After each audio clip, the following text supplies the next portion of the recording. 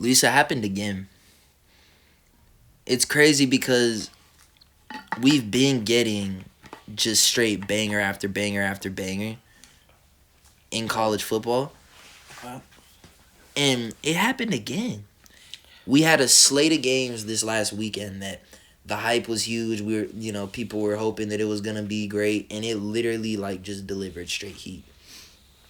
I genuinely believe we could be in the middle of one of the best college football seasons ever.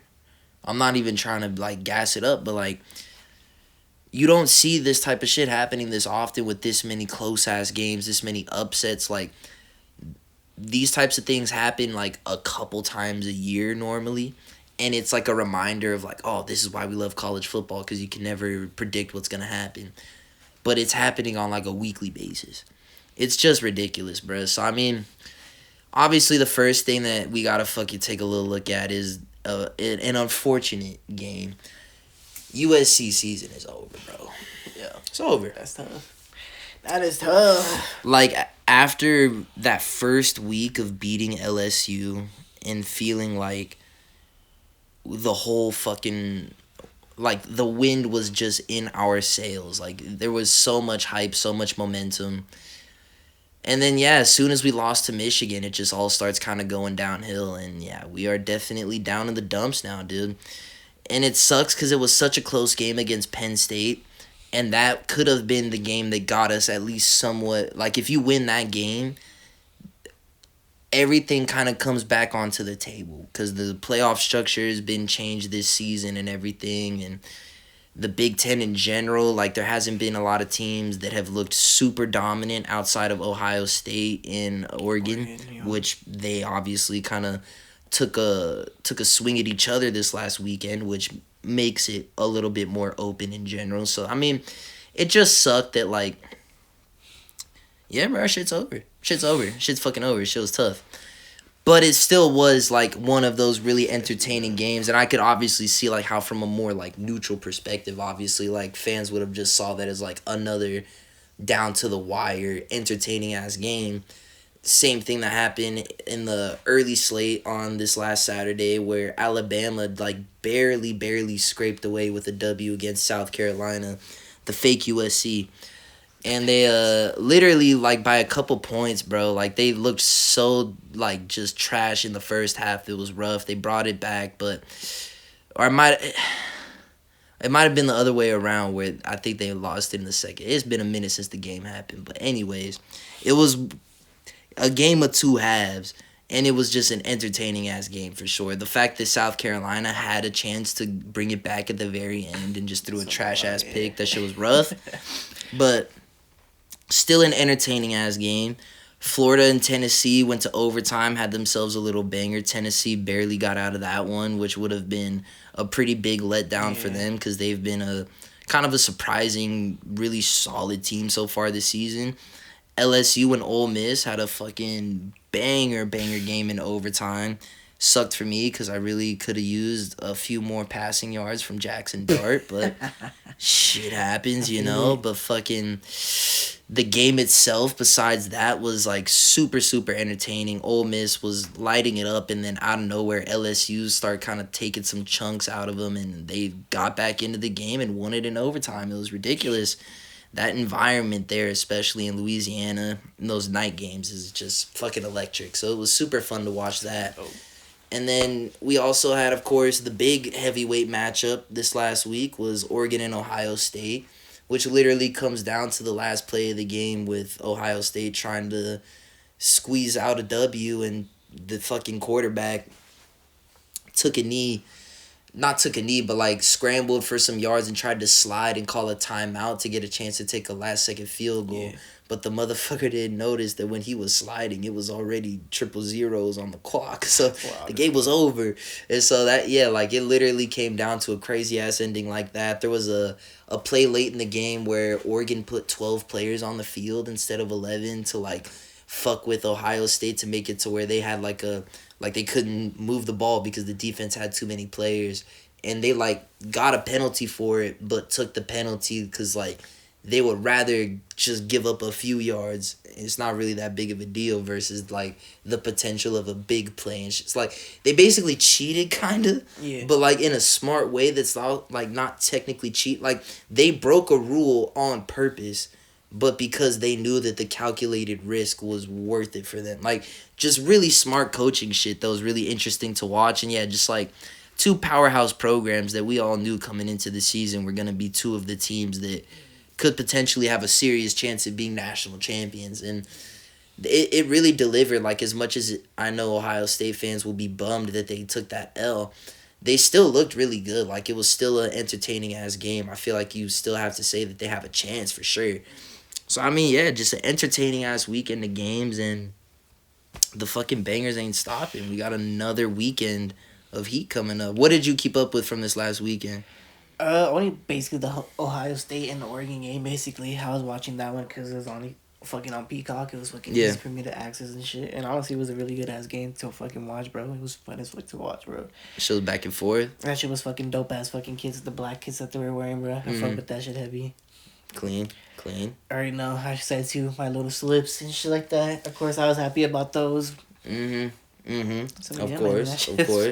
That shit was fucking dope, bro. That shit was entertaining, bro. That shit was a good ass game for sure.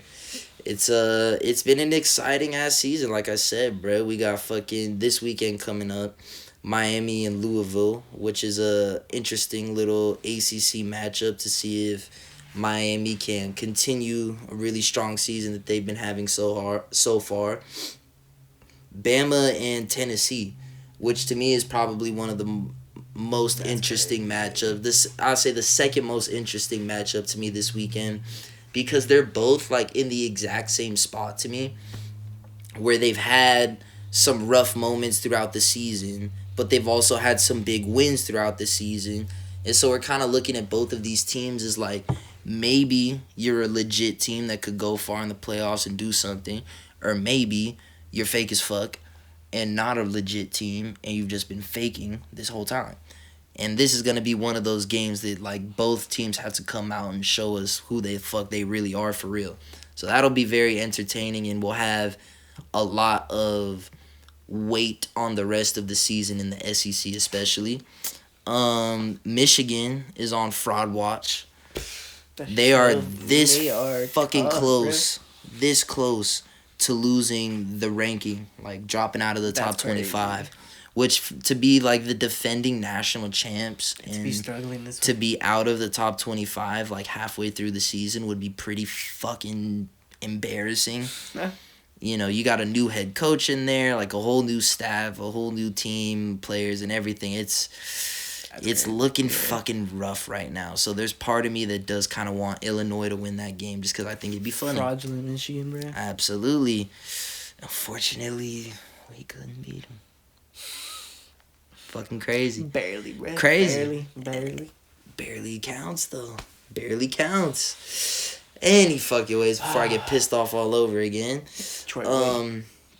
LSU's got a chance to make another kind of big statement win. Arkansas, who they're playing, has been like kind of a weird team that's gotten they're one of their team that actually beat Tennessee earlier this year, if I remember correctly.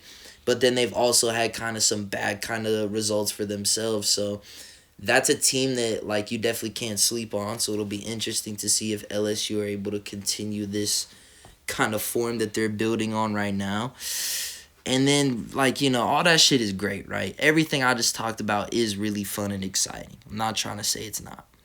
But at the same time, fuck that shit. Because, bro, we got a real one.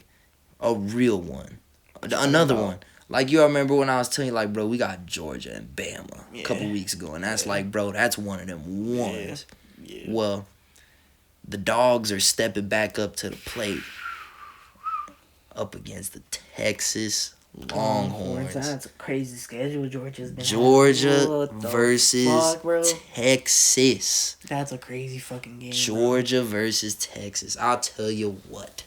There is going to be so much dip spat, so many beers chugged, so many burgers devoured. They're playing Texas? I don't even know. Let's figure that out.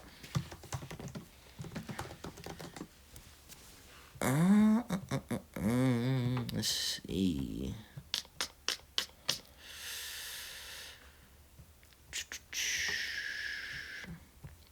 Texas. They're playing in Texas. That's gonna be tough, bruh. I ain't gonna lie, man. It's gonna be tough. That is really unfortunate for Georgia that they had to so early in the season already play Alabama and Texas and both away. Like that is a tough, brutal fucking schedule for sure. But go Dogs. You know, if you're that level of a program that which Georgia is supposed to be, Georgia's supposed to be the premier #1 college football team in the world right now. You gotta be able to handle that shit. Yeah, bro. We'll see. Shit. I'm not gonna lie. I think Texas is gonna win, bro. I think Texas is gonna. I hate to just put it out there because college football is so unpredictable, but little Junior Madden is gonna come in and step in. Bro. Not even that, bro. Quinn Ewers, their starting quarterback, is just a solid ass player. Their team is so well rounded. In Texas, like that's wild. I don't know. I feel like the Longhorns got to get that, dude. I feel like they would have to get that. It's gonna be a fucking banger, though. I'll tell you what. That is an absolute banger. Hopefully it's a slugfest, bro. I really do. That is the #1 hope. Is that like after that Georgia Bama game where it's like, dude, oh my god, like all-time classic, literally fucking legendary game. If we get another banger, I don't even know what to say. Like, we're getting so fucking blessed. If we get a truly close banger game, fuck. Holy shit. We'll see, bro. I'm very, very excited, bro. Like I've been saying, this season has been absolutely heat. And it continues to be, man. Like, it wasn't what I was expecting coming into the season, honestly. Like, I truly was just honestly more excited for the NFL season than I was the college season. I just felt like college was in kind of a bit of a weird state. Yeah, like, you know, like a lot of the bigger stars over the last couple years had just gone into the draft, and yeah, like a lot of shit was switching up with the playoff system and everything. I just felt like it was kind of a like we'll see year for college football, and we have seen that like shit is actually legitimately insane. And the NFL is like kind of the opposite right now. Like it's low key all over the place, bro. Just weird as hell, man. It's been a very weird start to the season. Some big trades have been taking place this week. I don't know if you've been hearing about all this shit, but to the Jets and shit. Yeah. Devontae Adams from the Raiders to the Jets. That was the decision behind putting this on today, was to kind of show a little love to the Raider fans out there. I'm not a fucking Raider fan. I would never put myself through that type of mental agony. Fuck. I care about myself. See, I'm a Man United fan, so not that much, but shit, not a Raider fan. For fuck's sakes, a Raider. Anyways, I'm showing a little love, even though I'm talking shit, because I know it's got to be goddamn tough right now. Your team's already pretty fucking trash, let's be honest. Again. And then the one... Exactly. And the one player on offense who's actually a stud, game-changing player who can make plays and do shit. That was the deuces. That fool out of there, bro. That fool's a motherfucking jet. That fool went to go link up with his homie Aaron Rodgers, so shit. It definitely spices up shit for the Jets because they were already all in on this whole Aaron Rodgers experiment. Like, they put a lot into this era, and if it doesn't work, they're gonna feel it for a while. So now they've just put even more investment into it. Like, they are really trying to win right fucking now, and they don't give a fuck about what happens after that. We'll see, bro. We'll fucking see. It's good. They haven't looked great so far. And, you know, as much as Devontae Adams is one of the best wide receivers in the league, I don't know how that's going to help your offensive line block, which has been like a big problem for them. Yeah, I don't think he plays tackle. Exactly, bro. This fool A-Rod's been having to pick himself off the ground a lot, which is not what you want from your old-ass quarterback who just tore his Achilles and shit. But I don't know. So, like, as much as on the surface it seems like a trade that should make a lot of differences for them, like, I feel like they've had pretty good play from their skill positions. Like, Garrett Wilson's been insane this season. Alan Lazard, that's another player who's been making a lot of plays for them. Conklin steps up for him every once in a while, the tight end. Obviously, Breece Hall is like one of the best receiving backs in the NFL. I don't feel like he was lacking weapons. But then, okay, we'll give him another. I mean, it can't hurt, obviously, to add another really talented player. I just feel like the problems they have are elsewhere. And so I wonder, is this really the answer? I don't know. We'll see. We will see. And yeah, I don't think it is, honestly. I don't think this makes Jets Super Bowl winners, in my opinion. But I could be. We'll have to see. We'll have to see. Amari Cooper, another one of the best wide receivers in the NFL, and another guy who was stuck on a really shitty team, the Cleveland Browns, and he got his ass the fuck up out of there and is now on the Buffalo Bills. That's not bad to him. Going from Deshaun Watson as your quarterback, who's been having a fucking atrocious season, to Josh Allen, who's one of the most talented fucking quarterbacks on the planet. Like, he's a happy wide receiver today for sure. And that is one where I actually think it makes a big difference, because they lost Stephon Diggs in this last offseason, the Bills did, which is like another one of those top-level receivers and a guy that Josh Allen relied on a lot when games were getting tough and he needed that security blanket. Just throw it up to 14, let him make a play. They didn't have that guy this season. They've got decent receivers. Like, they're not trash, but like the Jets already had a Garrett Wilson player who, in my opinion, is like a matchup nightmare, one-on-one killer. You can like get big plays out of that dude. You didn't have that on the Bills, in my opinion, before this trade, but now you got that. And so giving Josh Allen that kind of a weapon, they didn't get him for too much. It was just a couple picks, nothing too crazy. I think that it was a really solid. I think the Bills got more significantly better than the Jets did, basically. I think receiver was more of a problem for them. Yeah. And so it just adds something that they needed a bit more. But I still don't know if either team is like a Super Bowl contender to me. Like, they'll be in and around the mix. Contender's the wrong word, but like, fuck, man. There's a couple, like, when the Chiefs get rolling, the Chiefs are still the Chiefs. I still think the Ravens look insane with Henry and Lamar in there. It's ridiculous. And part of me still feels like the Niners might figure it out at some point once some guys get healthy and shot. I just feel like there's some other teams out there that I still might have. If I'm like ranking who do I think has the best chance to win the Super Bowl, it's probably at least a few that come before I start thinking about putting the Jets or Bills on there.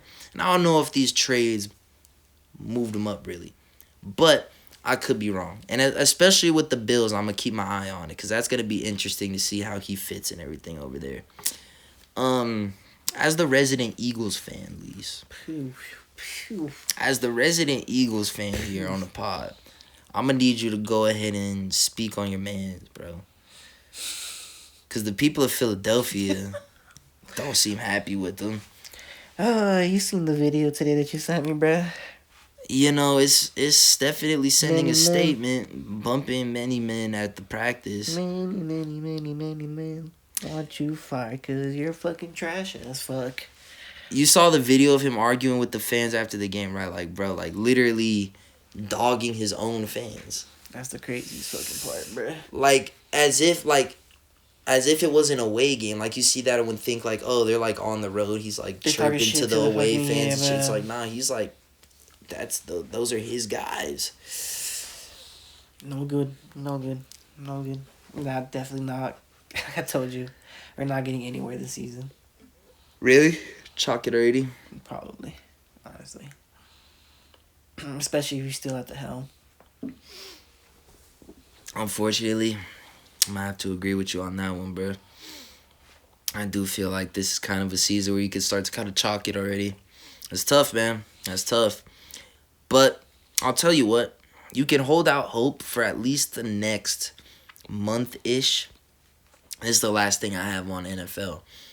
As much as it's been a weird, and I don't want to say boring, but kind of boring season at times. Bro, that Lions-Cowboys game I was excited for.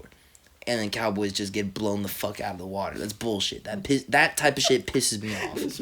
Because I want to enjoy this game, and now the only enjoyment I get... Shit, fuck. That's the only thing I get to enjoy now is just laughing at the Cowboys, which is fun, but I'm going to do that all year. Like, can you at least give me one fun game real quick? Blow the fuck out of the fucking water. But I say all that to say that we're now actually getting to, like, the real interesting point in the season. Because if you look at a lot of teams' records right now, like, a whole huge portion of the league is either going to be 2-4, 3-3, or 4-2. Somewhere either at, like, 500 or just above or just below. Okay. A lot of teams are right in that mix. Over the next 3 to 4 weeks, some of those teams end up winning a lot and, like, asserting themselves as, like, we're going to be playoff teams. 4-3. Because once a team has, like, 6, 7, 8 wins, you're pretty, like, especially if it's, like, still, like, early, midpoint in the season, you're for sure going to be making the playoffs. Like, that's just about guaranteed. So, over these next few weeks, those teams that are in that kind of range where they could get up towards that win total of, like, being a legit playoff team, we're going to... Basically, what I'm saying is we're going to start to really figure out in these next few weeks who the fakers are and who the legit teams are that are going to make a run at this shit later in the year. And I'm excited for that because hopefully it'll start to make the games hit a little harder. There's going to be more weight behind it, more playoff implications and stuff. Like, the later we get into it, the more exciting it gets. And this is the time of year where I think it's really, like, the storyline of the rest of the season kind of takes shape. So it's an exciting time. It's an exciting time. It's an exciting time for sports, and it's an exciting time for the Eli and Luis Show. Because we get to talk about all of it. Very fucking special time, bro. Very special time. Hey, man. I beat it. We're back. Many COVIDs. He said I beat it, bro. Many COVIDs wish death upon me. Crazy fucking calling, bro. And I don't cough no more. You're fucking goated as fuck, bro. We made it. We back. Not fucking back on the fucking train, bro. Hell yeah, shit. Hey, man. 1 week at a time. We also getting close to probably a special fucking time for the podcast, too, bro. We're hitting the first birthday for the pod, bro. Yeah. He said, Yeah, man. Yeah. Fucking the first birthday we're gonna have on the fucking pod, bro. Yeah. Well, yeah, we could do something, I guess. I didn't even think about talking about it on here. Jesus. Well, fuck, man. I mean, yeah, I get it. Yeah, man. yeah, no, yeah. If this is gonna become a fucking weekly thing, might as well, bro. Yeah, no, true. We'll think of something. We'll do like a little interesting segment. We'll figure something out. Fuck it, man. That could be fun. GG's, bro. It's coming up soon, yeah. About a month or so. Damn, bro. Damn. Fuck, hit me with that shit out of nowhere. What the fuck, bro? Fuck it, man. What, me? No. You stupid, bro. Oh, bro, fuck. Hell, fuck it. Great times, bro. Fuck it, bro. Great party coming up, bro. Best show in the world. Best show in the fucking world, bro. Best show there is. Best show there was. The best fucking show there ever will be. What week is this? 14, bro? Fuck, bro. GG's, bro.